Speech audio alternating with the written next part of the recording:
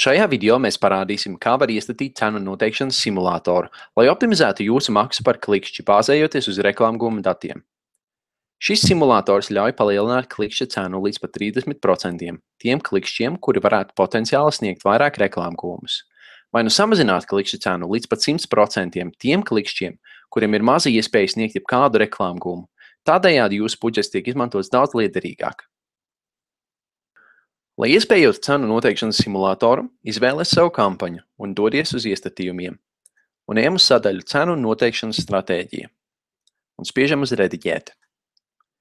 Šeit jūs redzat, ka varat izvēlēties manuālo vai automātisko cenu noteikšanas stratēģiju. Izvēlamies vienu no stratēģijām un tad atķeksējam cenu noteikšanas simulātoru iespējošanu. Spiežam saglabāt. Ja tev ir nepieciešama palīdzība ar šo vai citiem soļiem darbā ar AdWords, sazinies ar Google AdWords Latvijas atbalsta komandu. Izmantojiet palīdzības sadaļu savā AdWords kontā vai atbalsta tālruni 8000 4371 katru darba dienu no 10:00 līdz 15:00 pēc Latvijas laika. Veiksmi klienta piesaistē!